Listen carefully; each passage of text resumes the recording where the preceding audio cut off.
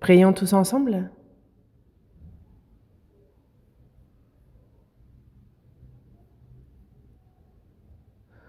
Dieu notre Père, toi qui nous aimes, toi qui es saint et miséricordieux.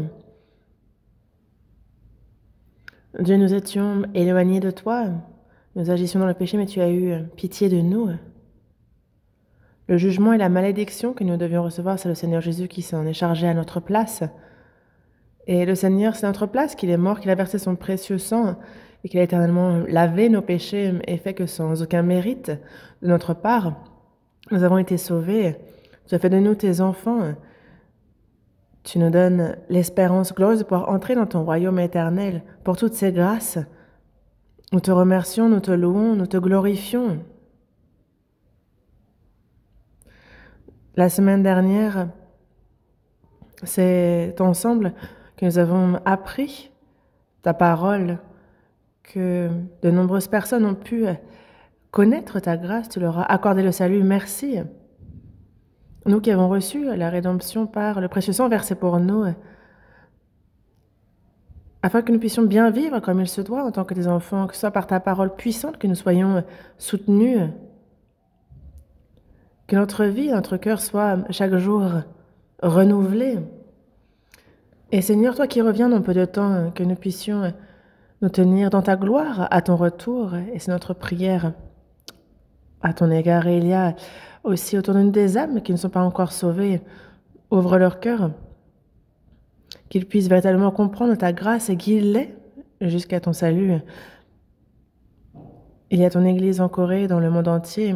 Il y a les frères et sœurs qui, malgré les difficultés, gardent la foi, prêchent ta parole par ta main précieuse, par ta main miséricordieuse, soutiens-les, et quelles que soient les souffrances qu'ils rencontrent, qu'ils puissent avec assurance annoncer ton évangile et que de nombreuses âmes égarées puissent revenir à toi et être sauvées et que ton œuvre du salut s'accomplisse grandement.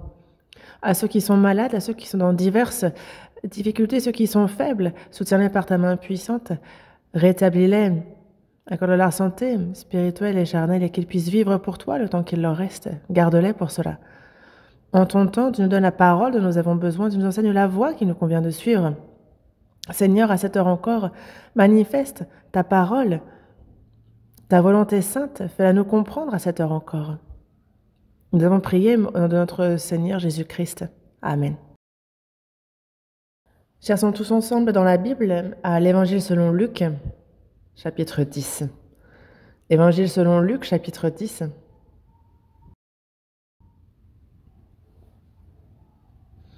Évangile selon Luc, chapitre 10, à partir du verset 25 jusqu'au verset 37, je vais lire. Évangile selon Luc, chapitre 10, à partir du verset 25.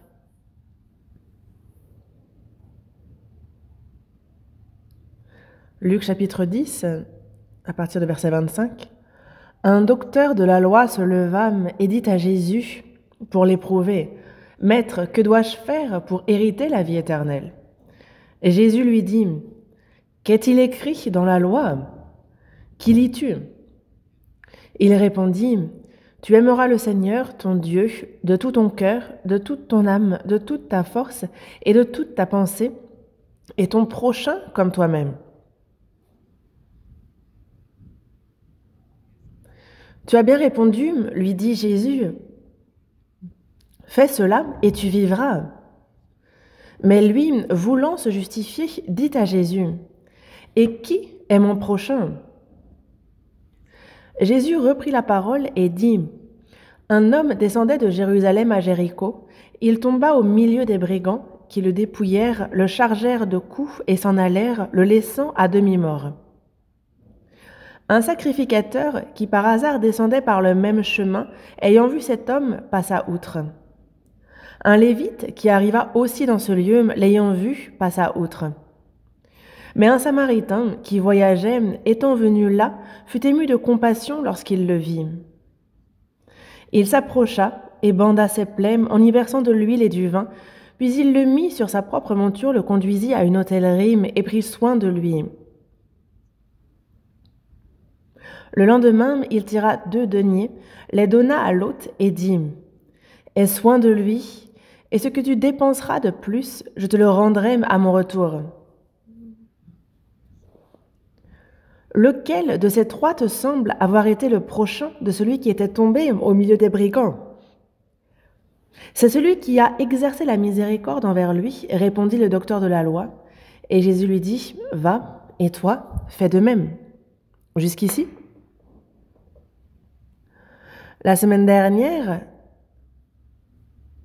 on a eu de nombreux jours froids. Et pourtant, chaque jour, nous sommes réunis pour apprendre avec zèle la parole. Et cette fois encore, de nombreuses personnes ont participé, compris la grâce de Dieu et reçu le salut. J'y crois et je rends grâce à Dieu et à lui la gloire. Et à ceux qui viennent de recevoir le salut et qui participent ce dimanche pour la première fois, vous qui êtes avec nous, on se réjouit grandement et c'est au nom de Dieu que nous vous souhaitons la bienvenue. Et cette fois encore, c'est pour le salut des autres que les frères et sœurs se sont efforcés, ont prié chaque jour. Et à tous les frères et sœurs, merci. Dans Luc chapitre 15, verset 17, il est dit qu'il y aura plus de joie dans le ciel pour un seul pécheur qui se repent que pour 99 justes qui n'ont pas besoin de repentance. C'est ce que Dieu nous dit. Et donc Dieu se réjouit grandement, infiniment du salut d'une âme. Et en même temps, nous-mêmes qui avons déjà reçu le salut, c'est ensemble que nous nous réjouissons et que nous remercions le Seigneur. Dans Hébreux chapitre 2, verset 3, on nous parle d'un si grand salut. Et comment échapperons-nous en négligeant un si grand salut? Le salut dont nous parle la Bible, il y a donc Dieu, créateur des cieux, de la terre, de l'univers, qui dirige l'histoire de l'humanité, toute sa création qui règne. Mais ce que Dieu fait de plus grand, au-delà de tout, c'est le salut des âmes qui courent à la perdition. Dieu fit le reste par sa parole, mais pour ce qui est du salut des pécheurs, il ne pouvait par sa parole seulement. Il a donc envoyé son Fils unique, lui qui aime sans péché. Son Fils unique est venu sur terre pour voir sur lui retomber l'iniquité du monde entier, et il l'a fait mourir en victime expiatoire, et par le sang qu'il a versé, c'est la rédemption pour les gens du monde entier qui s'est accomplie. Et tout le monde peut être sauvé par la foi en cet amour, en ce qu'il a accompli. Et donc ce que Dieu fait, c'est donc qu'il sacrifie son Fils pour le salut du monde entier. Et il n'y a pas de plus grande œuvre qu'il puisse faire à l'avenir non plus.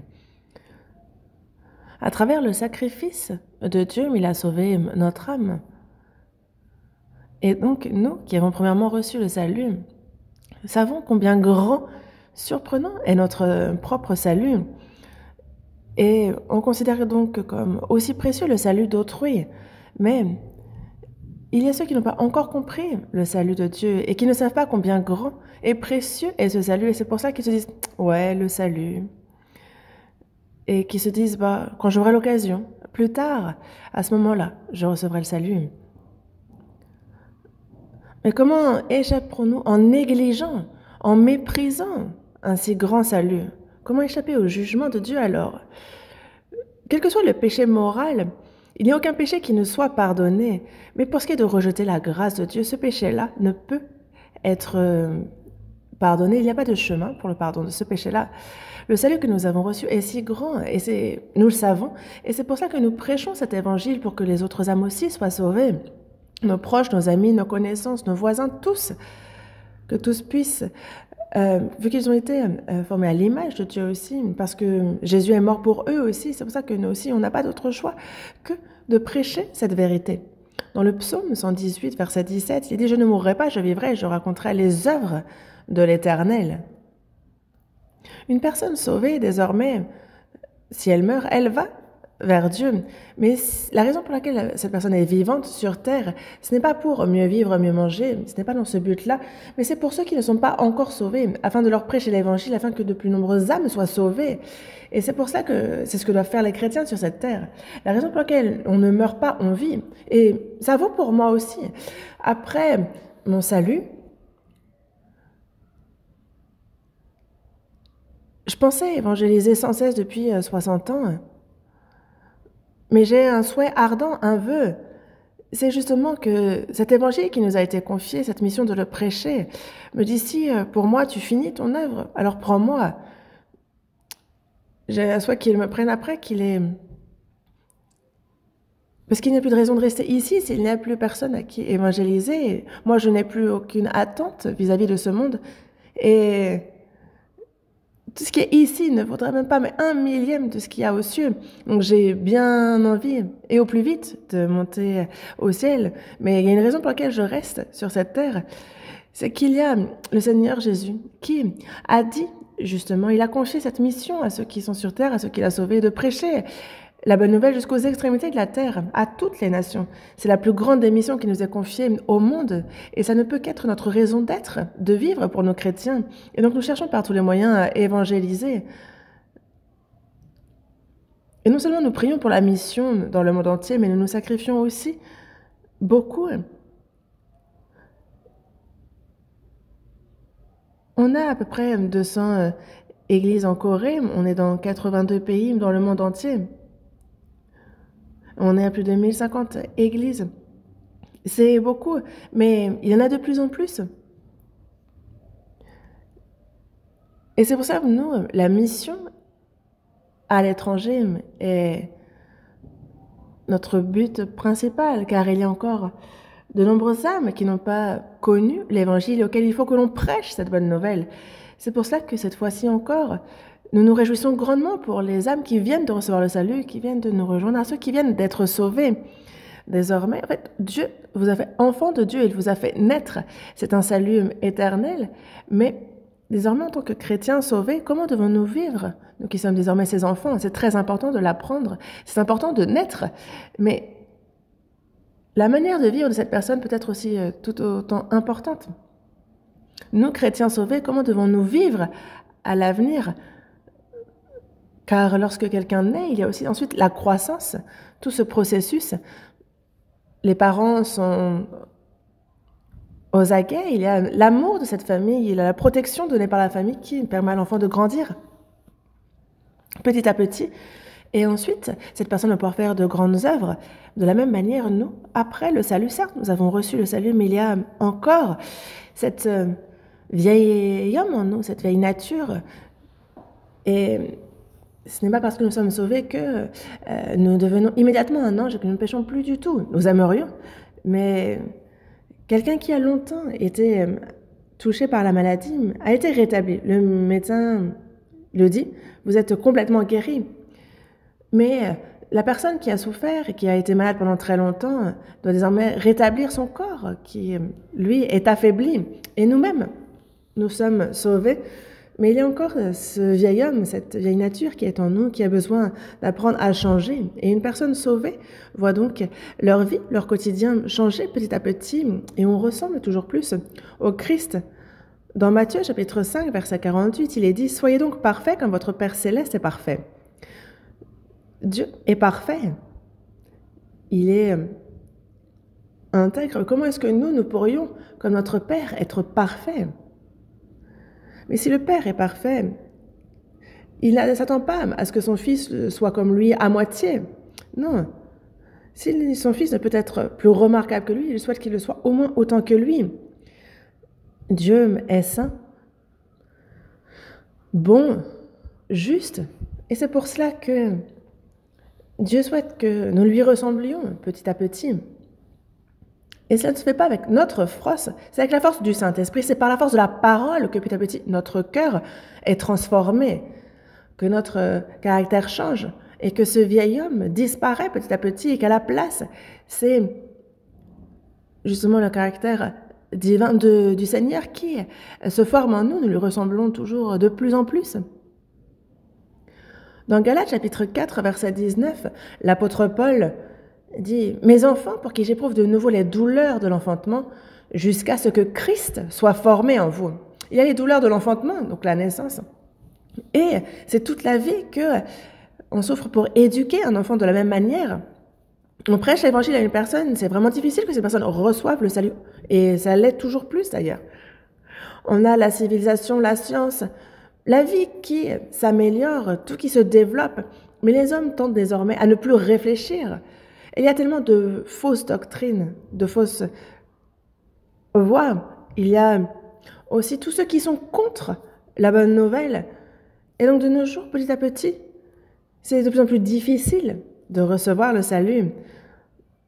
Et il est véritablement difficile de prêcher, d'évangéliser une âme, vraiment. Mais certes, le salut est différent, on parle des douleurs de l'enfantement, mais une personne sauvée, on ne va pas la laisser en plan. Une personne qui est déjà sauvée va prier, aider cette personne. Et petit à petit, cette personne va changer. Un nouveau-né, lorsqu'il vient au monde, que peut-il faire tout seul? Rien. Il est sous la protection, sous le regard de toute la famille. Et de la même manière, une personne sauvée va être aimée, guidée par la parole, et va être par les prières de ceux qui ont été sauvés avant lui, pour que justement elle puisse bien grandir et que cette personne puisse désormais, que cette personne puisse vivre selon la volonté de Dieu, qu'elle puisse également guider au salut d'autres âmes et faire en sorte que cette personne s'efforce à cela. Mais dans ce but-là, il y a tellement de choses qu'il nous faut apprendre. Une fois qu'on est sauvé, c'est le début. Le salut est parfait. Et nous, désormais, en fait, ce salut, c'est le point de départ de notre vie en tant qu'enfant de Dieu. Mais il y a désormais beaucoup de choses qu'il nous faut apprendre. Le salut, c'est par la parole. On comprend la grâce, on comprend l'amour de Dieu à travers sa parole de la même manière. Pour ce qui est du changement, de la transformation de notre vie après le salut, c'est aussi par sa parole, par la puissance de son Saint-Esprit. Alors, notre cœur change, et plus notre cœur change, et plus notre vie va changer aussi. Ce que nous allons dire va changer, comment nous agissons va changer. Petit à petit, nous allons ressembler à Christ. Nous allons voir ce changement dans notre vie. On a donc besoin de persévérance, de patience, de continuer à apprendre la parole, à la lire. Parce que heureux celui qui lit et ceux qui entendent les paroles de la prophétie, qui gardent les choses qui y sont écrites. Comme c'est écrit, on a besoin chaque jour de lire la parole. Les personnes qui viennent tout juste d'être sauvées, je vous conseille de commencer par l'Évangile selon Jean. Il y a 66 livres, et tous très importants dans la Bible, mais s'il faut choisir un livre, le plus important, je pense que c'est l'Évangile selon Jean. Et donc, de lire un chapitre, 2 chapitres, 3 chapitres, 4 chapitres chaque jour, de faire cet effort. Ensuite, on commence par Matthieu et on lit le Nouveau Testament. Il est bon de faire ainsi. L'Ancien Testament a des parties vraiment difficiles. Et ce qui est trop dur, ne vous forcez pas à le lire. Vous pouvez vous y attaquer plus tard. Commencez par le Nouveau Testament ou alors commencez par la Genèse, Évangile, Exode ou par Ecclésiaste, les Proverbes, les Psaumes. Par ces versets ces livres qui sont plus faciles. Alors, déjà, lire tous les jours est important. Et vous avez vu tout à l'heure, nous avons fait la récitation. La récitation aussi, la mémorisation de la Bible est très importante. Lorsqu'on mémorise la Bible, lorsqu'on continue à s'entraîner à réciter, que ce soit quand on est en chemin, quand on dort, on y réfléchit, alors ces versets, on va se les approprier, ça va devenir notre propre personnalité, ça va nous fortifier. Et donc dans le psaume 119, verset 11, il nous est dit « Je serre ta parole dans mon cœur afin de ne pas pécher contre toi. » Lorsque la parole est dans notre cœur, alors le Saint-Esprit, à travers cette parole, va faire en sorte que nous ne péchions pas, afin que nous puissions... Il va nous donner la force pour obéir à la parole de Dieu. Et c'est pour ça que la parole est très importante.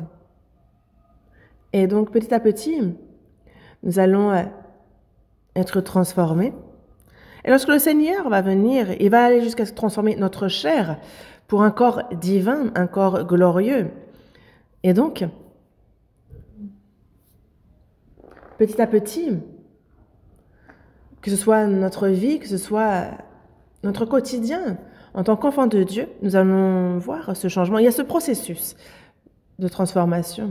Et c'est pour cela que Seul, ça ne fonctionne pas. Et il nous faut être dans la communion, il nous faut prier ensemble, partager, apprendre la parole, obéir d'autant qu'on le peut à la parole en commençant par des petits versets, mais s'entraîner dans notre vie à obéir. Alors ainsi, on pourra changer. Et c'est la demande que je vous fais. Faites ainsi. Après notre salut, il y a aussi une autre chose importante qu'il nous faut apprendre. Dans les versets que nous avons lus, dans Luc chapitre 10, dans le verset 25, je relis ce verset. Un docteur de la loi se leva et dit à Jésus pour l'éprouver, « Maître, que dois-je faire pour hériter la vie éternelle ?» On a un docteur de la loi. C'est quelqu'un qui enseigne la loi de Dieu au peuple d'Israël. Et donc de nos jours, ce serait un pasteur, un théologien, quelqu'un qui enseigne la parole de Dieu, donc un docteur de la loi. On a donc ce docteur de la loi qui se lève, va à Jésus et qui pose la question la plus importante pour l'homme. Maître, que dois-je faire pour hériter la vie éternelle? Dans la Genèse, chapitre 1, verset 27, on voit que Dieu créa l'homme à son image. Il le créa à l'image de Dieu une fois après avoir créé toute la création. Dieu créa l'homme à son image et je vous disais que ce n'est pas charnel, mais que c'est spirituel. Il a donné un esprit à l'homme, il lui a donné la vie. Il lui donne la vie, il le prend pour son enfant, pour l'emmener dans son royaume et vivre éternellement avec lui, afin de faire de l'homme, de le rendre comme lui. C'est pour cela qu'il l'a fait à son image. Et pour que l'homme reçoive la vie éternelle, l'homme est déjà né dans ce monde, dans ce but. Et Jésus est venu dans ce monde pour nous donner cette vie éternelle. Il est venu pour cela. Il est venu pour donner la vie éternelle. Et il rencontre un à un tous ceux qui doivent recevoir la vie éternelle. Et en ça, c'est surprenant. On a ce docteur de la loi qui lui dit, « Maître, que dois-je faire pour hériter la vie éternelle? Que dois-je faire pour hériter la vie éternelle ?» Il pose la question la plus importante. Et en même temps, ce docteur de la loi, lui qui doit connaître la vérité, qui doit la comprendre, lui qui doit... Parce qu'on voit ici que fondamentalement, il n'a pas la bonne attitude. Parce que la première des choses, c'est qu'il dit cela à Jésus pour l'éprouver. Non pas pour obtenir la vie éternelle, mais pour voir ce que Jésus va répondre. C'est pour l'éprouver. Jésus, c'est Dieu, il est créateur. C'est Dieu fait homme, venu sur terre pour le salut des hommes. Mais l'homme cherche à éprouver Jésus. Et ça, c'est surprenant. Dans Deutéronome, il est dit, vous ne tenterez point l'Éternel, votre Dieu. Ne tentez pas l'Éternel. Dans Matthieu chapitre 4 aussi, on voit le diable qui tente Jésus. Et Jésus dit bien, tu ne tenteras point le Seigneur ton Dieu. Mais on a ce docteur de la loi qui ose et qui veut éprouver Jésus. Ça, c'est vraiment contradictoire. L'homme ne peut éprouver Dieu. Dans la seconde épître aux Corinthiens, chapitre 13, verset 5, il dit « Examinez-vous vous-même pour savoir si vous êtes dans la foi. Éprouvez-vous vous-même. Est-ce que véritablement ma foi est droite? Est-ce que c'est... Parce que c'est par la foi que l'on croit qu'on entre dans le royaume des cieux. Est-ce que c'est vraiment une foi reconnue par Dieu? Est-ce que c'est une foi biblique que j'ai? Ceux qui me disent « Seigneur, Seigneur » n'entreront pas tous dans le royaume des cieux, comme c'est écrit dans Matthieu chapitre 7, verset 21. Ceux qui disent « Seigneur, Seigneur » sont ceux qui croient. Dans ce monde, nombreux sont ceux qui croient en l'existence de Dieu, qui croient en l'existence d'une âme, d'un esprit. Ils croient à tout cela. Moi-même, avant d'être sauvé, je croyais à l'enfer, au ciel. Mais la foi que j'ai, est-ce que c'est vraiment une foi reconnue par Dieu? Dans Jacques chapitre 2, verset 19, il dit « Tu crois qu'il y a un seul Dieu, tu fais bien. » Les démons le croient aussi, et ils tremblent. Sachez que les démons croient en Dieu.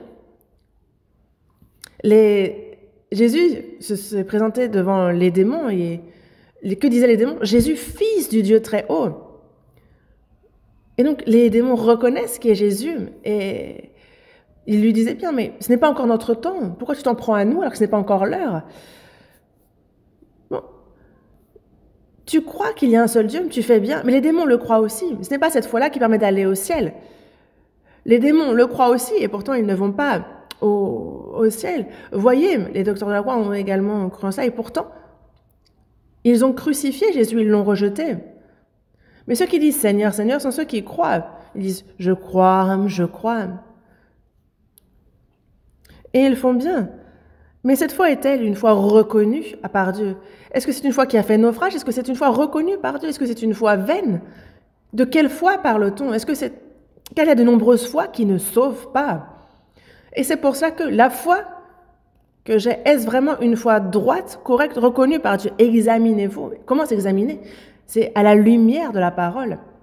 La foi vient de ce qu'on entend, et ce qu'on entend vient de la parole de Christ, comme c'est écrit. Et c'est pour cela que parfois, nous, on fait aussi des examens médicaux.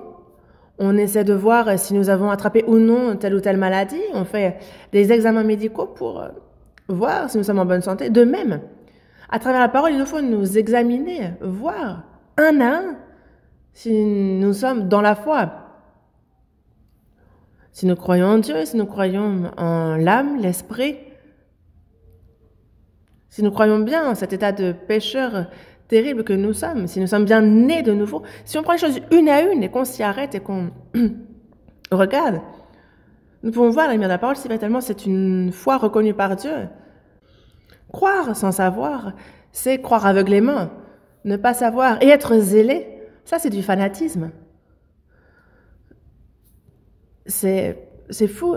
Ceux qui n'ont pas une foi certaine et qui pourtant sont devenus complètement fous. Vous voyez les sectes? De nos jours, on a toutes sortes de sectes. Que ce soit le Nouveau Ciel, que ce soit l'Ancien Ciel, en tout cas, c'est farfelu. Ils voient ces personnes âgées qui vont mourir et leur disent non, vous ne mourrez pas, et qui leur enseignent la Bible de manière étrange et qui parlent des 144 000, qui pourtant est un chiffre qui s'applique aux Juifs, et 12 000 par tribu, et ils s'attribuent eux-mêmes des tribus d'Israël. Et c'est surprenant de voir des gens suivre de telles choses. Alors qu'on enseigne la vérité et que les gens ne veulent pas suivre cela, mais par contre, quand c'est farfelu, ils suivent bien.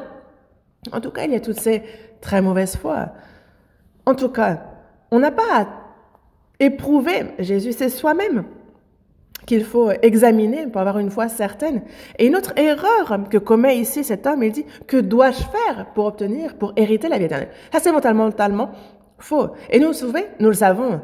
J'ai reçu le pardon de mes péchés, je suis né de nouveau, j'ai reçu la rédemption, tout cela. Nous savons bien que ce n'est pas par nos bonnes œuvres, ce n'est pas par nos efforts. Il n'y a personne qui reçoive cela par ses efforts, en ayant fait quoi que ce soit. Et c'est pour cela que, dans Romains, chapitre 3, verset 20, il dit « Nul ne sera justifié devant lui par les œuvres de la loi. » Puisque c'est par la loi que vient la connaissance du péché. Personne, nul ne sera justifié devant lui par les œuvres de la loi. On pourra être très bon, ça n'enlève pas ce qu'on fait de mal.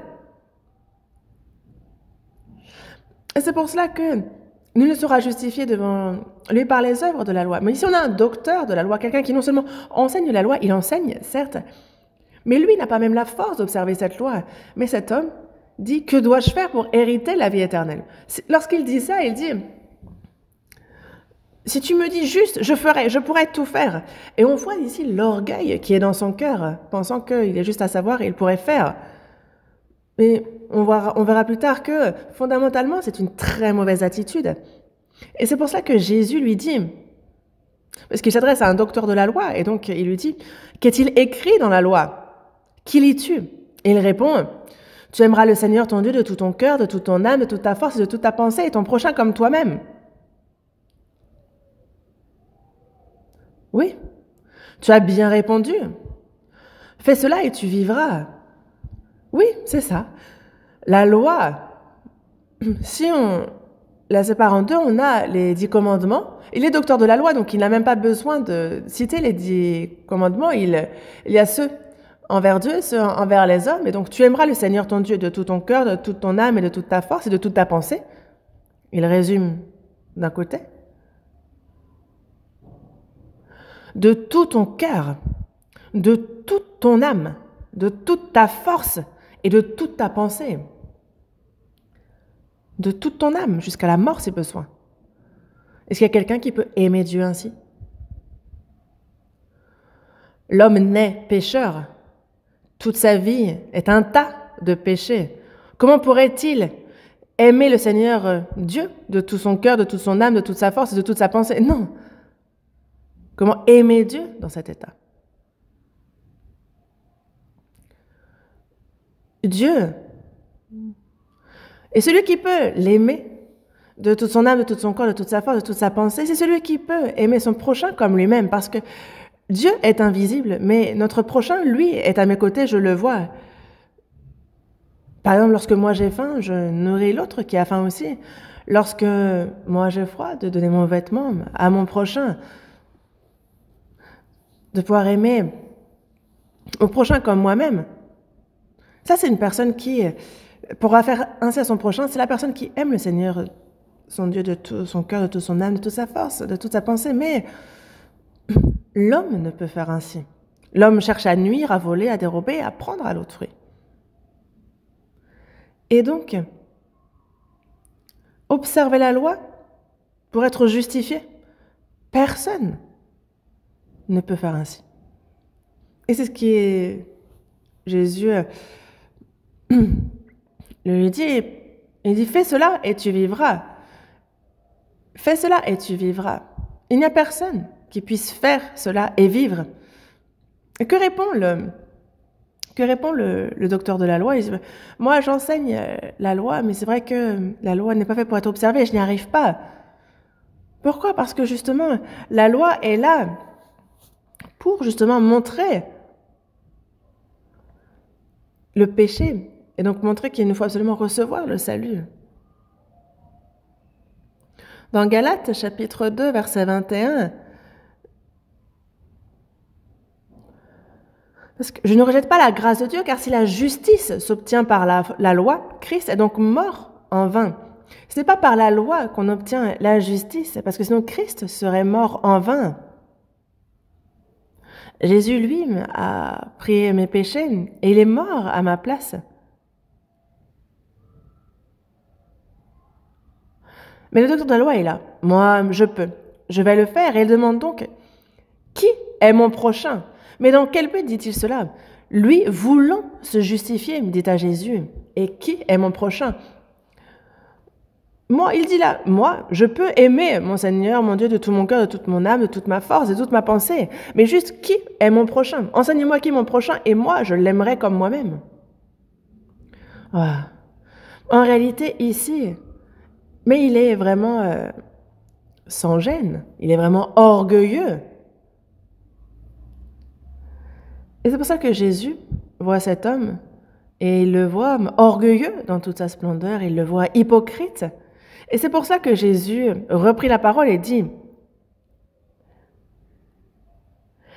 Jésus, ici, lorsqu'il parle d'une vérité très importante, il prend des exemples compréhensibles par tous. Et Jésus reprit la parole et dit, un homme descendait de Jérusalem à Jéricho. Il tomba au milieu des brigands qui le dépouillèrent, le chargèrent de coups et s'en allèrent, le laissant à demi-mort. De quoi parle-t-il ici? C'est qu'on a Jérusalem, la ville sainte, et il descendait de Jérusalem. Jérusalem est en hauteur. Elle est à peu près à 762 mètres au-dessus du niveau de la mer. Elle est en hauteur. Jérusalem est la cité sainte.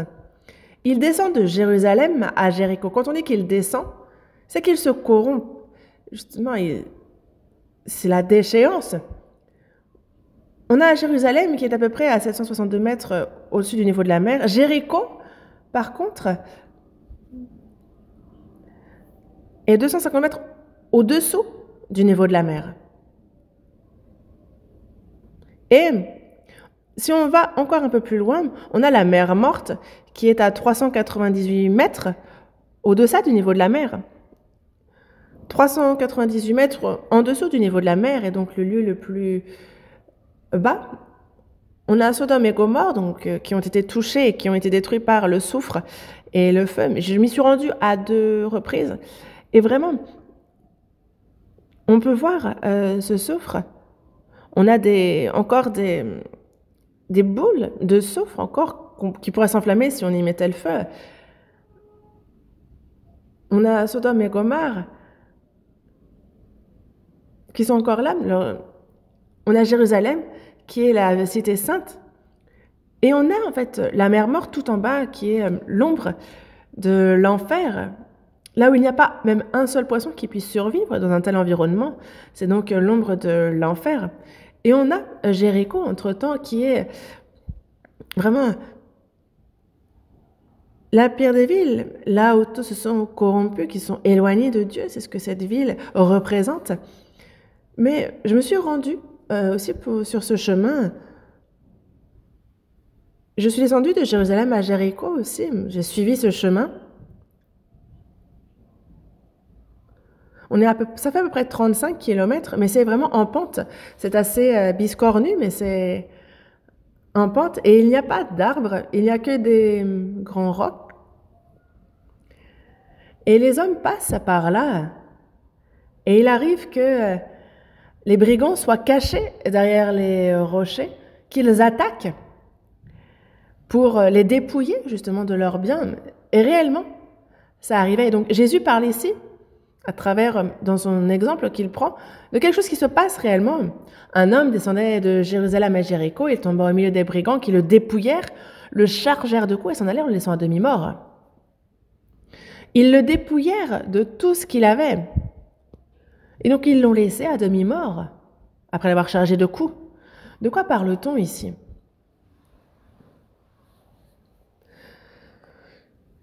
On parle ici de l'état misérable du pécheur qui s'est éloigné, qui vit sans Dieu. Petit à petit, il descend encore, il descend, et pour arriver où ? Au plus bas, qui est la mer Morte, l'enfer. Et tomba au milieu des brigands. On a le diable qui est caché ici, mais est là et qui charge de coups, qui dépouille ceux qui sont sans Dieu. Et on parle ici de l'état complètement perdu de la personne qui a été ainsi attaqué par le diable. Il n'a plus la force de se relever et peu de temps après, certainement, il va même mourir. Et c'est là l'état de tout homme, misérable. Et c'est ce que Jésus dit au docteur de loi. Analyse un peu ta situation. Tu dis pouvoir aimer ton Dieu, aimer ton prochain comme toi-même, tu dis être juste. Mais toi-même, tu ne fais pas exception. Tu descends de Jérusalem à Jéricho, toi-même. Tu es tombé au milieu des brigands. Tu es dans un état pitoyable, misérable, laissé à demi-mort. Dans Ésaïe, chapitre 1, « Quel châtiment nouveau vous infligez quand vous multipliez vos révoltes? La tête entière est malade et tout le cœur est souffrant. » Quel châtiment nouveau vous infligez? Parce que la tête entière est malade et tout le cœur est souffrant. De la plante du pied jusqu'à la tête, rien n'est en bon état. Ce ne sont que des blessures, contusions, plaies vives qui n'ont ni été pansées, ni bandées, ni adoucies par l'huile. Et donc, cet homme qui descend de Jérusalem à Jéricho est dans cet état, et c'est l'état de tout pécheur, et c'est également l'état du docteur de la loi. Mais lui est là, qui est mon prochain? Moi, je peux l'aimer comme moi-même. Qui est mon prochain? Si seulement tu me dis qui est mon prochain, moi, j'aimerais ce prochain comme moi-même. Est-ce que ça tient? Il n'est pas là pour chercher qui est son prochain, mais il doit chercher le prochain qui pourrait lui le sauver, lui. Mais il a compris le contraire. Lui qui est orgueilleux et hypocrite.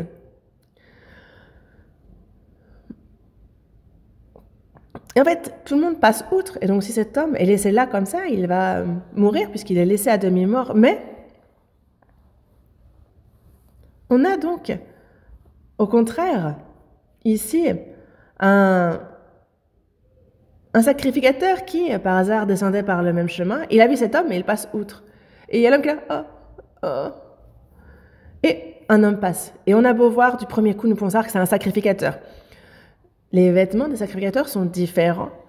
Et il y a une démarche de sacrificateur. Même de loin, on reconnaît un sacrificateur. Et il a dû dire ça, un sacrificateur. Un sacrificateur. Le sacrificateur est celui qui prie, qui fait les sacrifices pour le peuple. Il se dit, tant mieux. Je suis sauvé. Il a dû se dire ça. De nos jours, on pourrait parler d'un pasteur célèbre. Sachez, les pasteurs, quand ils marchent, la démarche est différente. Moi, je m'excuse, mais il s'approche, il voit cet homme, et il dit, il est tombé sur les brigands. Pauvre de lui. Il fait de la peine. Et il passe outre. Et oui, ayant vu cet homme, il passa outre. Et un lévite qui arriva dans ce même lieu, un lévite. Qu'est-ce qu'un lévite? Lui, la seule chose qu'il fait, c'est donc le service au sein du temple. Et ce sont ceux qui servent Dieu dans le temple, ceux qui sont zélés. Et donc l'homme a dû se dire, bon, le sacrificateur était trop saint, il ne pouvait pas me toucher, il était trop saint.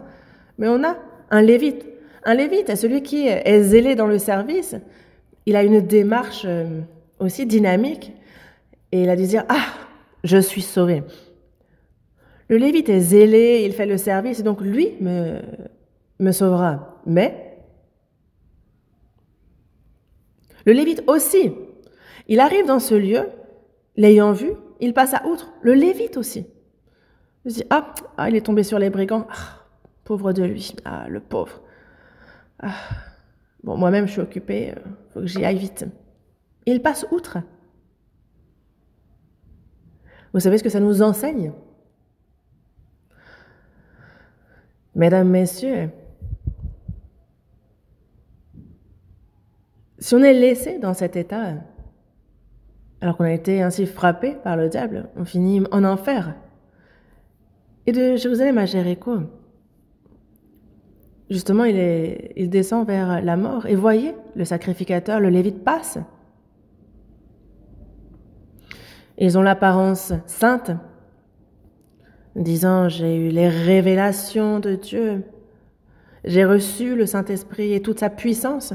Lorsque je prie, alors la puissance se manifeste.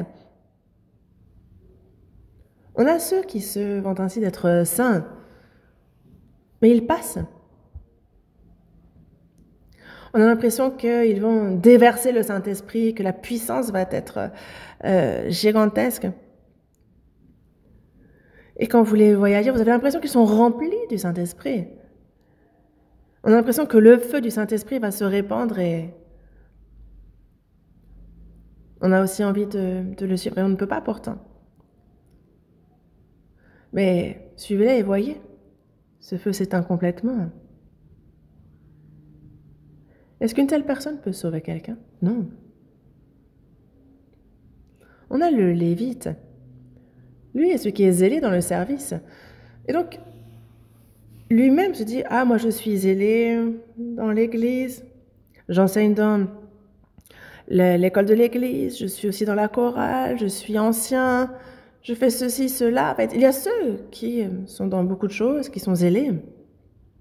Il est bon d'être zélé, mais est-ce que nos propres efforts peuvent nous sauver? Non. Mais il y a ce Lévite, dites-vous que c'est vous quand vous êtes zélé. La personne zélée et qui, pourtant, justement, elle va juste être zélée, mais ça ne va sauver personne. Est-ce qu'il y a quoi que ce soit à nous qui puisse nous sauver? Non, nous sommes toujours aussi misérables. Il faut savoir cela, mais cette fois-ci, il y a un Samaritain qui voyageait et qui étant venu là, passe aussi. Donc, qu'est-ce que les Samaritains? On a donc, après Salomon, il y a le royaume qui a été divisé en deux. Israël au nord et Juda au sud. Et en Israël au nord, ils enfreignaient la loi de Dieu, commettaient le péché. Et donc Dieu les a frappés à travers l'Assyrie. Et donc il y a l'Assyrie qui en 701 va justement détruire Israël au nord et les prendre. Et donc Israël au nord se mélange avec les païens.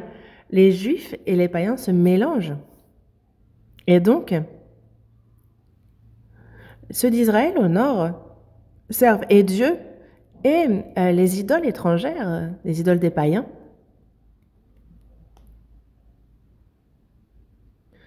C'est devenu un gros bric-à-brac. Et donc, les Juifs considèrent les Samaritains comme des mêlés, et donc comme des traîtres, comme ceux qui se sont mélangés avec les païens. Et ils ne les considèrent pas plus que des chiens. Ils n'ont pas affaire à eux. Dans Jean, chapitre 3, il y a justement Jésus qui, pour se rendre où il va, doit passer par la Samarie. Et il est fatigué, il a soif, il est en pleine journée, il a faim. Et il se retrouve sur juste un puits en Samarie. Et il y a une femme qui vient pour puiser, une femme qui a commis de nombreux péchés. À la différence des autres femmes, elle ne va pas puiser le matin ou le soir. Pourquoi? Parce que sa réputation la devance. Elle a séduit les hommes d'autres, Monsieur Dupont, Monsieur Truc, Monsieur Machin. Elle en est à son 6e homme. Jésus la voit et c'est une femme pleine de péchés. Et il lui demande de l'eau et elle dit: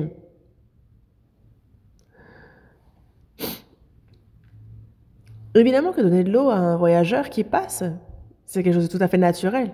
Mais elle le regarde et elle est samaritaine. Et dès qu'elle le voit, elle a beau dire, il est juif. Donc elle lui dit: toi, t'es juif.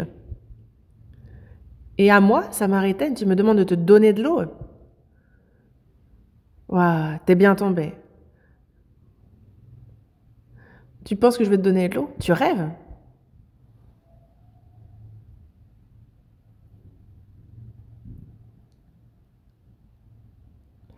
Les Juifs et les Samaritains, les Juifs méprisent comme des chiens les Samaritains considèrent les Juifs comme des ennemis. Alors un Juif qui demande de l'eau à une Samaritaine, la Samaritaine ne lui donnera pas. Jésus le savait, il le savait bien. Et il lui dit: si tu connaissais le don de Dieu qui est celui qui te dit donne-moi à boire, tu lui aurais toi-même demandé à boire et elle t'aurait donné de l'eau vive.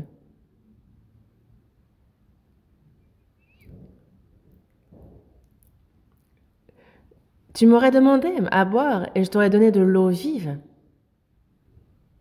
Il parle ici de donner le salut.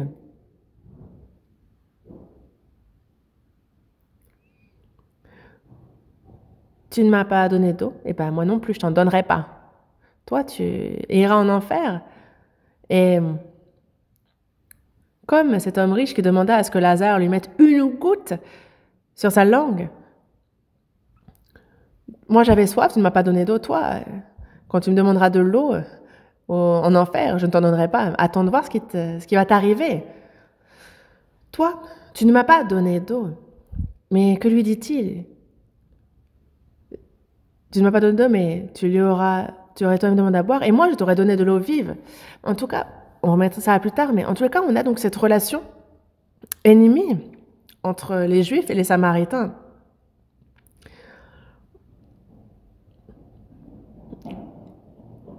Et voyez ce que les Juifs ont également dit de Jésus.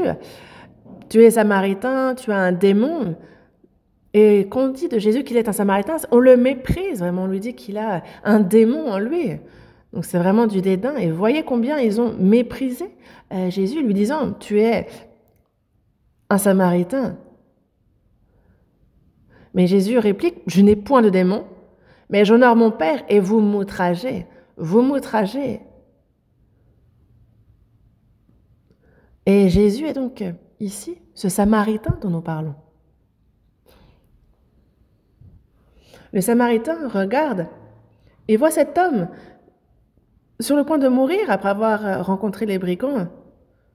Et il regarde et il voit que cet homme est un juif. On a le sacrificateur qui est passé outre, on a le lévite qui est passé outre, mais ce Samaritain s'arrête. Ce Samaritain, s'il était un homme lambda, un Samaritain comme les autres, il se serait dit « Ah, un juif, bien fait pour toi, t'as de la chance que je te mette pas le coup décisif. » Un juif, ce qui nous méprise. Dis-toi heureux que je ne t'achève pas. Mais on a ce Samaritain ici.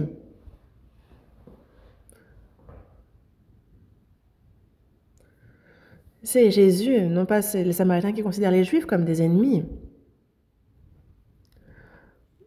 Il s'approche, justement, il s'approche.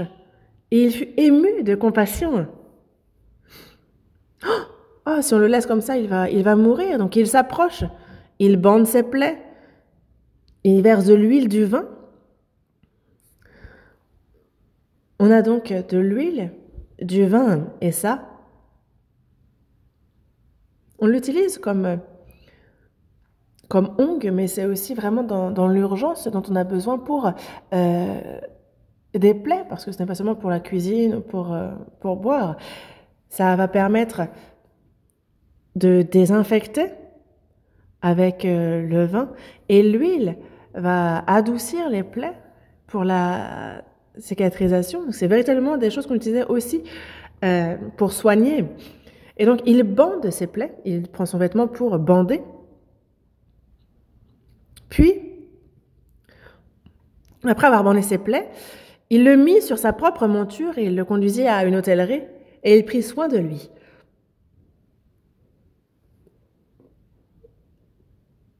On ne sait pas si c'était un âne ou un cheval, mais en tous les cas, il le mit sur sa propre monture et il le conduisit à une hôtellerie, donc là où on peut se reposer.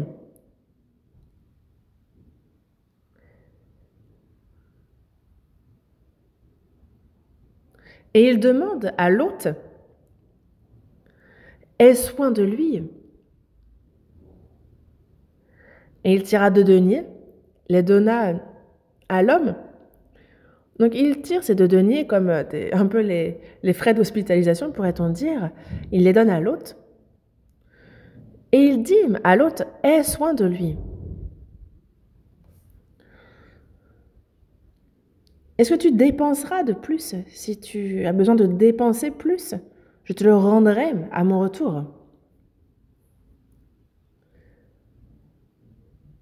Mais jusqu'à ce que je revienne, aie soin de cet homme.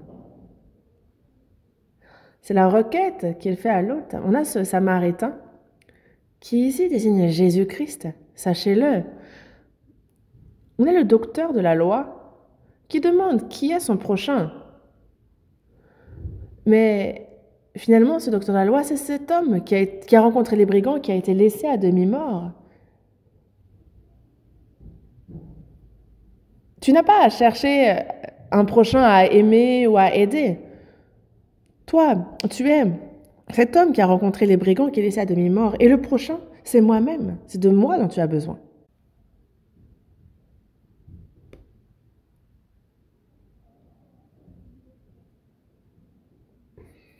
L'huile et le vin. L'huile désigne le Saint-Esprit. Dans la seconde épître aux Corinthiens, on nous parle justement du Saint-Esprit qui est comparé à l'huile. Le Saint-Esprit, le vin, symbolisant le sang de Jésus. Jésus rompit le pain et après avoir rendu grâce, il leur donna en disant « Ceci est mon corps qui est donné pour vous ». Et lorsqu'il donne du vin, il dit « Buvez, ceci est mon sang ». Donc on a ces blessures pour nos pécheurs qui nous avons été blessés par le diable. On est laissé à demi-mort. Comment penser ces plaies-là? Par le sang, par l'esprit. J'ai l'assurance de mon salut, par la présence du Seigneur Jésus, car par son sang il m'a racheté et l'Esprit Saint m'a régénéré. Donc il y a le sang, il y a l'Esprit Saint.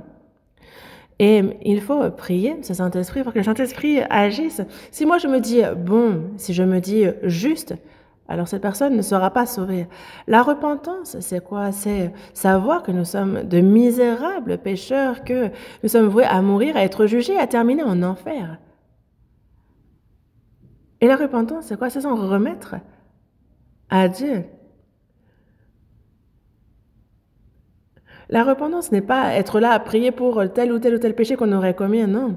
C'est reconnaître que nous sommes de misérables pécheurs et demander miséricorde, pitié à Dieu. Ça, c'est alors que le Saint-Esprit agit dans cette personne. Jésus est mort sur la croix pour les péchés du monde entier. Mais est-ce que le monde entier croit pour autant? Qui croit? Avant de connaître la grâce de Dieu, il faut déjà connaître que nous sommes de misérables pécheurs, que nous sommes nés pécheurs, qu'on a cette nature corrompue et que nous avons bu l'iniquité comme l'eau. Et donc, un beau jour, si nous mourons, nous sommes jugés et nous sommes voués à terminer en enfer. Et c'est devant cette porte de l'enfer que nous prions le Seigneur de nous sauver. Jésus est mort sur la croix et à ses côtés étaient crucifiés deux bandits. L'un disait « Montre-nous que tu es le Fils de Dieu, descends de ta croix et fais-nous descendre aussi. » Mais l'autre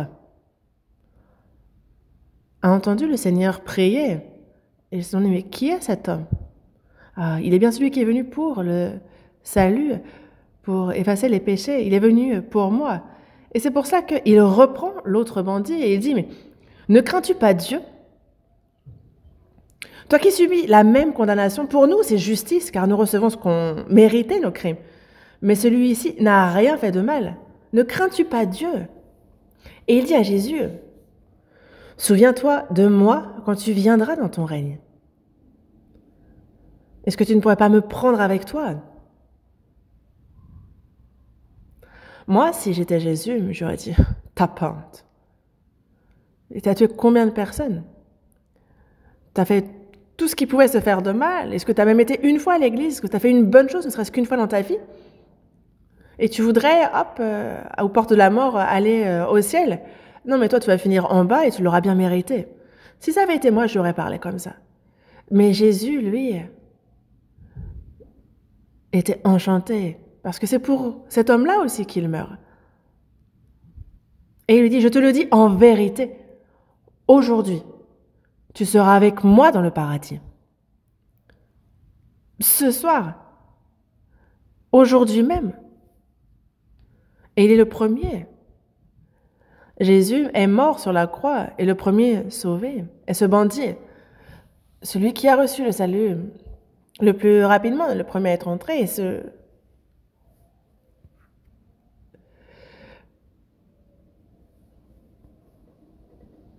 Jésus a dit, tu seras avec moi dans le paradis. Jésus ne ment pas.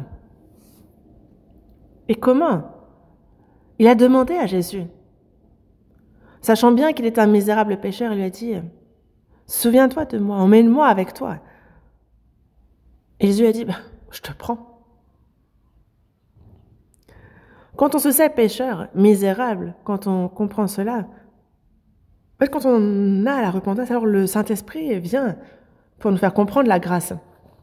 Dans Jérémie, chapitre 29, verset 13, il dit « Vous me chercherez et vous me trouverez, si vous me cherchez de tout votre cœur. » Quand vraiment on demande la grâce de Dieu, alors hop, il nous aide à recevoir la grâce.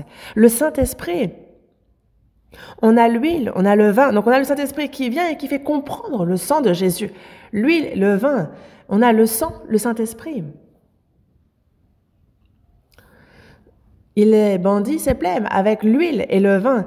Ce misérable pécheur complètement blessé, voué à finir en enfer, c'est par le sang de Jésus. Il n'y avait que ça pour penser ses plaies. Et c'est le Saint-Esprit qui fait croire au sang de Jésus. Dans Jean chapitre 15, il dit, quand sera venu le consolateur que je vous enverrai de la part du Père, l'Esprit de vérité qui vient du Père, il rendra témoignage de moi. Il rendra témoignage de moi, il vous fera comprendre justement ce qui s'est passé sur la croix. Dans la première épître aux Corinthiens, chapitre 2, verset 12, il dit, nous n'avons pas reçu l'Esprit du monde, mais l'Esprit qui vient de Dieu, afin que nous connaissions les choses que Dieu nous a données par sa grâce. Donc toutes ces grâces que Dieu nous a données, les grâces sur la croix, celui qui nous les fait comprendre pour qu'on les connaisse, c'est le Saint-Esprit. On a le Saint-Esprit, l'huile, le sang, le vin. Pour justement panser les plaies du péché. Et il l'a fait monter sur sa monture et l'a conduit à l'hôtellerie. Et ça, justement, tout ce processus-là, c'est justement le processus du salut pour le pécheur. Et donc, cette personne n'est plus en danger de mort, mais ses blessures sont profondes. Et il doit être guéri pendant un moment. On doit en prendre soin. Et qu'est-ce que cette hôtellerie, alors? Le lieu où il est guéri, et on voit le Samaritain qui confie cet homme à l'hôte. Et cette hôtellerie, c'est l'Église. L'Église est le troupeau de ceux qui ont reçu le salut. Ceux qui sont sauvés après sont ajoutés et on les confie à l'Église, et cette hôtellerie dont l'hôte est le Saint-Esprit. L'hôte n'est pas le pasteur, c'est le Saint-Esprit. On a le Saint-Esprit qui œuvre dans l'Église. Le Saint-Esprit, c'est par sa parole, par l'amour, par la grâce qu'il va guérir les saints. Et il donne 2 deniers, lui demandant de prendre soin, d'avoir grand soin de cet homme. Regardez un peu là. Il a été ému de compassion. Il a bandé ses plaies par l'huile et le vin, il l'a mis sur sa monture pour le conduire à l'hôtellerie. Et désormais, puisque les blessures sont profondes, sérieuses et graves, sa vie n'est plus en péril, mais il doit être quand même soigné. Et après notre salut aussi, on parle ici du changement que l'on a dans notre cœur et notre quotidien. Et ça se passe à l'Église. C'est par la grâce, par la vérité. Donc ces 2 deniers que sont la grâce et la vérité, c'est par ça qu'on est changé. Dans Jean, chapitre 1, verset 17, on nous parle de la grâce et la vérité qui sont venues par Jésus-Christ. Ces 2 deniers que sont la grâce et la vérité. Après notre salut aussi, nous continuons à avoir constamment besoin de grâce. Pourquoi? Parce que même après notre salut, nous sommes encore inchangés dans notre corps. Nous pouvons encore commettre des erreurs. Et c'est pour ça que dans la première épître de Jean, chapitre 1, verset 9, il dit que si nous confessons nos péchés, il est fidèle et juste pour nous les pardonner et pour nous purifier de toute iniquité. Après notre salut, lorsque nous péchons, nous ne perdons pas le salut, mais c'est la communion avec Dieu qui est rompue. Et c'est donc pour ça qu'on dit « Père, j'aurais pas dû, merci pour ton pardon ». Donc il est fidèle et juste pour nous les pardonner et pour nous purifier de toute iniquité. Et il va jusqu'à penser nos plaies, il nous purifie. Mais c'est la grâce qui nous pardonne, c'est la vérité qui nous renouvelle, qui nous change. Il a pardonné nos péchés et il nous a purifiés. Donc il y a la grâce, la vérité, la grâce qui nous pardonne et la vérité qui nous transforme. Et constamment, il est en nous et il nous transforme ainsi, il prend soin de nous et il nous guérit ainsi, jusqu'à ce qu'il revienne. Donc aie soin de lui et ce que tu dépenseras de plus, je donnerai à mon retour. Jésus est venu une première fois pour le pardon de nos péchés. Il est mort sur la croix pour la rançon, pour le prix à payer. Le Saint-Esprit est venu et nous l'a fait comprendre. Il nous fait comprendre non seulement la grâce qui nous sauve, mais également c'est lui qui va nous enseigner et nous transformer. Le Saint-Esprit nous fait comprendre la grâce pour le salut et chaque jour, il nous fait comprendre la vérité dont nous avons besoin pour être changés. Et ce, jusqu'au retour du Seigneur. Et le Seigneur, lorsqu'il revient, il dit « Ce que tu dépenseras de plus, je te le rendrai à mon retour ». Le Seigneur va revenir et alors nous serons perfectionnés. Et à ce moment-là, à son retour, ce que tu dépenseras de plus. Donc il y a donc aussi cette chair qu'il rendra parfaite,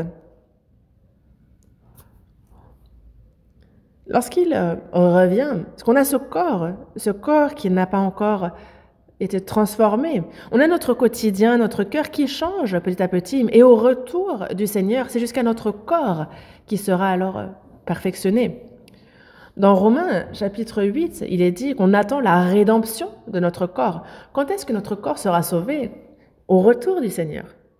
Et donc, dans Philippiens, chapitre 3, verset 20, il est bien dit que notre cité à nous est dans les cieux. Notre cité à nous est dans les cieux. Si je suis né en Corée, je suis un citoyen coréen, certes. Mais lorsqu'on naît de nouveau, notre cité est dans les cieux. En fait, on a une double nationalité, nous. Ça, c'est sûr. Nous, notre cité à nous est dans les cieux.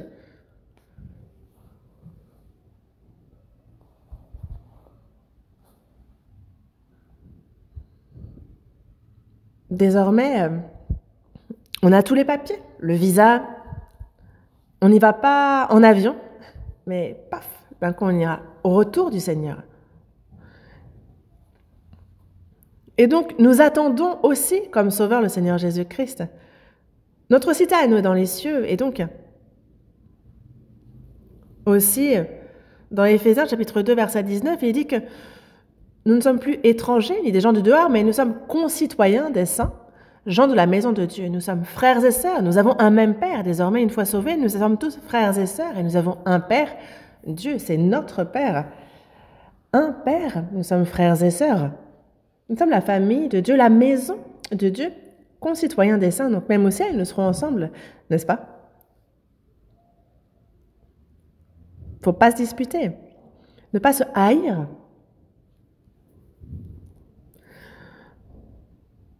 On peut avoir des caractères différents, une apparence légèrement différente. Il arrive qu'on se dispute, mais dans les difficultés, lorsqu'on est enfant de même parents, on va se soutenir. On va se soutenir dans les combats. Nous sommes frères et sœurs et nous avons choisi ce chemin, nous soutenons, nous prenons par la main, nous soutenons pour avancer avant. Nous sommes ceux qui vivront ensemble éternellement aux cieux, nous vivons aussi ensemble sur cette terre. Et c'est pour ça que nous attendons le retour du Seigneur. Cet homme laissé à demi-mort qui avait rencontré les brigands, il a été aidé, guéri, et il y a même 2 données qui ont des données pour que ses plaies soient vraiment pansées, qu'il puisse guérir. Et on le confie à l'hôte, et on lui demande d'avoir grand soin de lui jusqu'à ce que cet homme revienne. Et donc certainement que ce Juif va vraiment attendre le retour du Samaritain. Et lorsqu'il va revenir, lui qui était un misérable pécheur proche de la mort, ne va plus être dans cet état-là, n'est-ce pas? Désormais, ses plaies seront guéries, et ce sera en pleine forme qu'il va attendre et pouvoir accueillir son ami à son retour. Et nous, désormais, nous sommes sauvés. Et petit à petit, notre vie, notre cœur change. Et au retour du Seigneur, alors nous l'accueillerons parfait. Dans Philippiens chapitre 3, verset 21, il dit qu'il transformera le corps de notre humiliation en le rendant semblable au corps de sa gloire. Et c'est par le pouvoir qu'il a de s'assujettir toutes choses. Donc à son retour, ce corps aussi de notre humiliation, il sera rendu semblable au corps de sa gloire. Ce corps-là sera transformé aussi pour être semblable au Seigneur. Voyez un peu cette petite larve dégoûtante qui va grignoter les feuilles des arbres. Elle entre dans sa chrysalide et puis ensuite cette chrysalide se fend et c'est un papillon qui s'envole. Et nous, ce corps semblable à voyez la chenille et le papillon, c'est un aspect complètement différent. Le papillon va pouvoir s'envoler loin et nous-mêmes, notre corps sera transformé.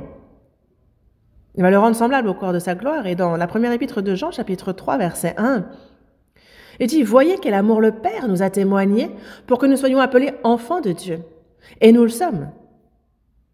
Si le monde ne nous connaît pas, c'est qu'il ne l'a pas connu. Le Seigneur, lorsqu'il revient, nous-mêmes, nous lui ressemblerons, nous serons comme lui. Nous le connaîtrons, nous le verrons. lorsque ça sera manifesté, nous serons semblables à lui. Nous le verrons tel qu'il est. Et notre corps sera transformé pour un corps de gloire, semblable au corps de sa gloire. Et quiconque a cette espérance en lui se purifie, comme lui-même est pur. Nous, ce corps même sera transformé lorsque le Seigneur va revenir et nous aurons un corps, même encore bien plus beau que ceux des anges, un corps divin. Nous serons transformés. Et quiconque a cette espérance en lui se purifie comme lui-même est pur. Donc, durant notre vie sur terre, petit à petit, on se purifie. Et pour cela, il faut s'éloigner du péché. Être séparé des gens de ce monde, de cette génération perverse. Il faut petit à petit se purifier dans la crainte de Dieu. Justement, c'est exercer à s'éloigner du monde, à être chaque jour de plus en plus pur, jusqu'à ce que le Seigneur revienne. Alors, notre corps sera transformé pour un corps semblable au corps de sa gloire. Et il l'a bien dit, ce que tu dépenseras de plus, je te le rendrai à ton retour. Il va nous transformer. Il nous parle ici de toutes les transformations que l'on connaît. Dans Luc, vous vous souvenez de tout, n'est-ce pas? Vous pouvez relire ça aussi une fois à la maison. Ce que tu dépenseras de plus, je te le rendrai à mon retour. Et juste après, donc dans le verset 36, une chose importante. Verset 36, Jésus, après avoir dit tout cela, s'adresse au docteur de la loi. Parce que le docteur de la loi lui avait demandé « Qui est mon prochain ?» Et Jésus lui explique donc qui est son prochain. Et donc on a le docteur de la loi qui est aussi ce juif qui a rencontré les brigands. Mais dans Luc, chapitre 10, verset 30, quand on voit les gens expliquer ce passage, ils oublient le plus important. Que nous-mêmes, nous étions cet homme qui a rencontré les brigands. Mais ne vous méprenez point. Dans ce passage, nous sommes, chacun d'entre nous, cet homme qui a rencontré les brigands.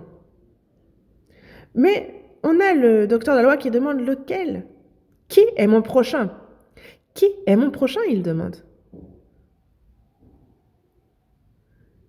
Et Jésus lui demande, lequel te semble avoir été le prochain de celui qui était tombé au milieu des brigands?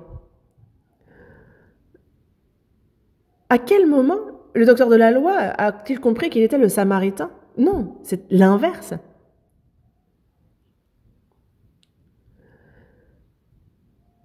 Mais en soi, c'est les gens de ce monde, lorsqu'ils enseignent ce passage-là, ils enseignent justement ça, le contraire.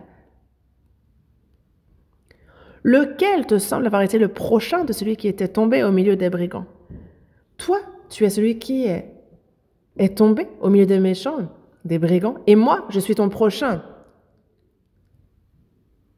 C'est celui qui a exercé la miséricorde envers lui.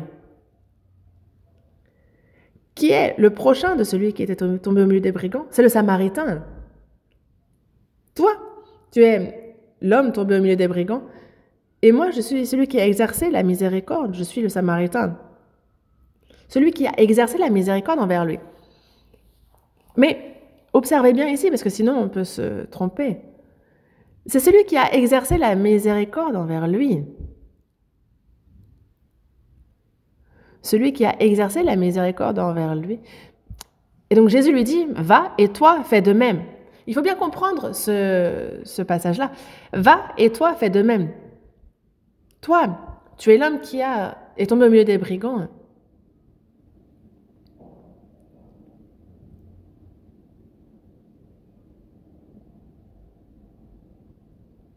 Et si tu as bien justement reçu cette miséricorde, toi-même, va et transmets cette miséricorde. Parce que celui qui dit qu'il demeure en lui doit marcher aussi comme il a marché lui-même. On a donc cet homme tombé au milieu des brigands qui a été aidé par le Samaritain. Et on a les saints sauvés aussi.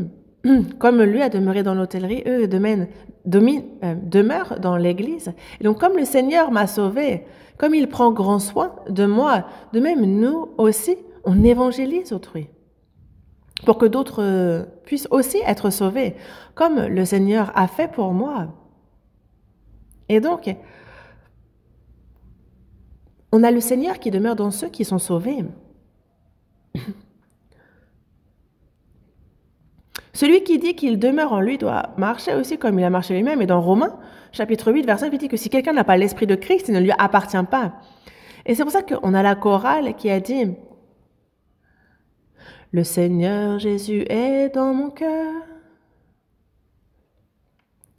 Et puisqu'il est entré, mon cœur a changé. Ouais. Le Seigneur est entré en moi. Et là commence le changement. La personne, si elle est sauvée, même si elle ne le sait pas, le Seigneur est en elle. Oui. Moi-même, juste après le salut, je ne savais pas moi-même, concernant le salut, je savais que j'avais reçu la rédemption de mes péchés, que j'étais pardonnée de mes péchés. Et en lisant la Bible, je me suis rendu compte que, mais oui, c'est ça le salut. J'ai reçu la vie éternelle. Je suis née de nouveau. C'est quand j'ai cru que le Saint-Esprit est entré en moi. Le Seigneur a pris tous mes péchés, il est entré, demeure en moi. Et c'est pour ça que dans Galates, chapitre 3, verset 2, ce n'est pas par les œuvres de la loi que nous avons reçu l'Esprit qui vient de Dieu. C'est le Saint-Esprit qui nous a fait connaître la grâce de Dieu. Dans la première épître aux Corinthiens, chapitre 2, verset 12, nous avons reçu l'Esprit qui vient de Dieu, et c'est afin que nous connaissions les choses que Dieu nous a données par sa grâce. Non seulement il nous les fait comprendre, mais en plus il est entré en nous. Le Seigneur est venu, il a pardonné mes péchés, il est entré en moi. Et dans Jean, on voit que en ce jour, le jour où nous avons reçu le salut, vous saurez que je suis en vous et que vous êtes en moi. Oui, le Seigneur est en moi, il est et demeure en moi. Le Seigneur et moi-même, désormais on est inséparables. Dans la première épître aux Corinthiens, chapitre 6, verset 17, il dit que celui qui s'attache au Seigneur est avec lui un seul esprit. Vous prenez du fer et vous le mettez dans les braises. Vous avez le feu qui va prendre le fer et le fer qui sera dans le feu. Vous mettez ça dans la fournaise. Après, vous voyez le fer, quand vous le retirez du feu, il est rouge, il est flamboyant. Est-ce que c'est du fer? Est-ce que c'est du feu? C'est du fer en feu. En fait, le fer est entré dans le feu et le feu est entré dans le fer. En fait, ils sont devenus un aussi. C'est assez surprenant, mais on a le Seigneur qui est en moi et je suis en lui. Celui qui s'attache au Seigneur est avec lui un seul esprit. Désormais, on est inséparables. Et c'est vraiment surprenant. Où est le Seigneur? Il est en moi. Dans Galates, chapitre 2, verset 20, il est dit que j'ai été crucifié avec Christ. Et si je vis, ce n'est plus moi qui vis, c'est Christ qui vit en moi. Le Seigneur est en moi et c'est vraiment très important. Désormais, il est le Seigneur, le Maître dans ma vie. Ce n'est plus moi qui décide comme je le faisais avant et moi je vivais comme bon me semblait auparavant. C'est fini. Jésus est mort pour mes péchés sur la croix et on a le Seigneur en nous. On a désormais un nouveau Seigneur, un nouveau Maître en nous et il est mon Seigneur éternel. Je vis et je meurs si c'est sa volonté. Que je vive ou que je meure, que ce soit selon ta volonté. Et il vous faut savoir que le Seigneur est le maître de ma vie. Ce n'est plus moi qui vis, c'est Christ qui vit en moi.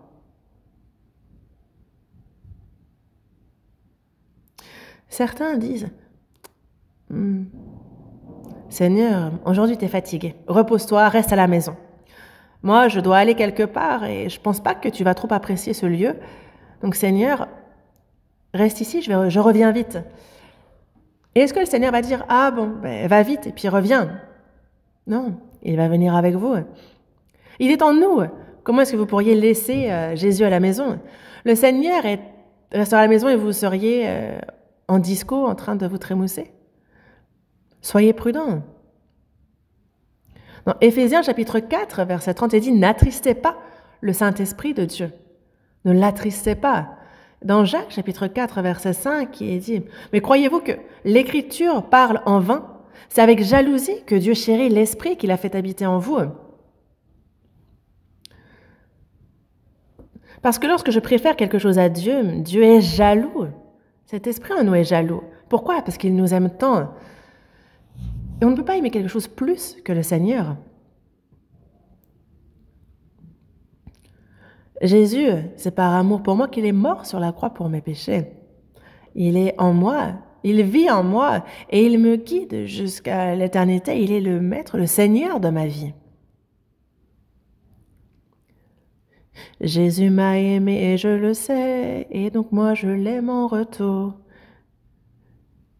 Il est venu verser son sang pour ma rédemption, et il est mort pour moi sur la croix. Jésus m'aime, et je le sais, je m'en réjouis, et puis je l'aime. Le Seigneur m'aime, et je l'aime en retour. Je t'aime toujours plus qu'avant. Évidemment. Et c'est pour cela que désormais, le Seigneur m'aime, il m'a sauvé. Et de la même manière, une personne sauvée est un peu un Samaritain d'eux. Nous aussi, désormais, je vais aimer autrui. Je peux aimer mon prochain. Et c'est pour cela que on va aider les âmes qui périssent à être sauvées. Dans la première épître de Jean, justement, il est dit que celui qui dit qu'il demeure en lui doit aussi marcher comme il a marché lui-même. Si j'ai été aimé, je dois aimer aussi. Comme il a eu compassion de moi, moi aussi, j'ai compassion et pitié des autres âmes. Je suis un Samaritain d'eux. Et désormais, il y a tous ceux qui n'ont pas reçu le salut. Et c'est à travers ceux qui ont premièrement reçu le salut que les autres âmes peuvent recevoir le salut. C'est ainsi que Dieu agit. Dans Romains chapitre 10, il est bien dit « Comment en entendront-ils parler s'il n'y a personne qui prêche? Et comment croiront-ils en celui dont ils n'ont pas entendu parler? Comment y aurait-il des prédicateurs s'ils ne sont pas envoyés? Comme il nous le dit, comme le Père m'a envoyé, moi aussi je vous envoie. » Dans Jean chapitre 20, verset 21, c'est ce qu'il nous dit dans les versets suivants. Jésus est mort sur la croix et il a ainsi accompli le salut de notre âme. Il a été envoyé par le Père pour cela. Et nous, sauvés, nous avons été envoyés pour prêcher ce message. Comment y aurait-il des prédicateurs s'ils ne sont pas envoyés? Comment est-ce qu'ils pourraient entendre la prédication s'il n'y a pas de prédicateurs envoyés pour prêcher? Et comment croiront-ils en celui dont ils n'ont pas entendu parler? Même si Jésus a tout accompli, si les sauvés se taisent, alors personne ne peut être sauvé. Vous le saviez? Comment croiront-ils en celui dont ils n'ont pas entendu parler? Et comment en entendront-ils parler s'il n'y a personne qui prêche? Vous pensez que si personne ne vous avait parlé, vous auriez pu être sauvé? Non. Il faut justement s'efforcer dans la prière, de guider la personne à écouter la parole. Et nous-mêmes, c'est ainsi qu'il a été fait pour nous, il faut qu'on fasse ainsi pour les autres aussi. Toi, va et fais de même. Il s'adresse aux sauvés ici. Compris? Et nous, donc, après notre salut, la première des choses, donc on a 3 choses. La première étant, on a cet homme laissé à demi-mort sur le point de mourir. Le Samaritain est venu et a pansé ses plaies, lui a donné de l'huile et du vin. Donc, il a certainement déchiré ses vêtements pour y mettre l'huile, le vin, pour bander, désinfecter les plaies. Ça nous parle du salut de notre âme. Et il l'a ensuite mis sur sa monture et il l'a confié à l'hôte de l'hôtellerie. Et de même, une personne sauvée est confiée à l'Église. Et donc, dans la première épître aux Corinthiens, chapitre 1, verset 9, il est dit que Dieu est fidèle, lui qui vous a appelé à la communion de son Fils, Jésus-Christ, notre Seigneur. Qu'est-ce que la communion? C'est donc la communion entre saints sauvés. Une personne sauvée n'est plus seule. Il y a désormais les frères et sœurs également sauvés et on demeure dans la communion. Et c'est de cette communion, donc qu'on appelle fellowship en anglais, ce troupeau, cette communion, c'est ça l'Église. Dans la première épître de Jean, chapitre 1, verset 3, il dit que notre communion est avec le Père et avec son Fils, Jésus-Christ. C'est pas juste un rassemblement, c'est une communion avec le Père et avec son Fils, Jésus-Christ. Et dans ce sens, nous nous aimons les uns les autres, nous apprenons la parole. Le Saint-Esprit nous transforme notre cœur et notre vie pour lui ressembler chaque jour. Et c'est pour ça qu'au jour de son retour, alors ensemble, nous rencontrerons le Seigneur. Il faut être dans la communion. Si on quitte la communion, c'est quitter le Seigneur. C'est comme un nouveau-né. Il y a tous les proches qui sont là. Et lui, il a mis, vous n'allez pas arrêter un peu? À chaque fois qu'il me voit, il fait clic, clic, clic, clic. Donc la nuit, il va en profiter pour ramper et sortir de la maison. Il dit, allez, voyons un peu le monde parce que il va marcher et puis il va tomber sur un chien qui va le mordre et ça va être terminé. Une personne va le trouver dans un mauvais état et le mettre dans un orphelinat. Ce serait grave. On ne peut quitter la communion. C'est grave. On deviendrait un orphelin et la situation deviendrait critique. Il faut s'attacher à la communion jusqu'à ce que le Seigneur revienne. Aie grand soin de lui jusqu'à mon retour. Vous voyez ce que je veux dire? Être attaché à la communion, ça suffit. C'est simple. Un enfant grandit petit dans l'amour, sous la protection de sa famille.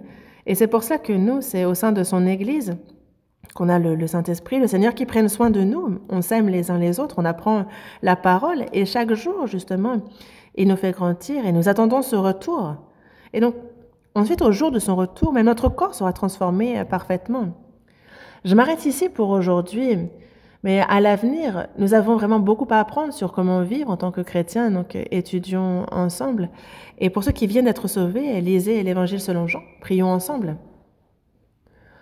Dieu notre Père, toi qui es miséricordieux, Dieu, lorsque nous ne te connaissions pas, c'est toi qui nous as aimés en premier. Dieu, nous étions éloignés de toi et agissions dans le péché. Nos mauvaises œuvres nous rendaient tes ennemis, mais tu as eu pitié de nous.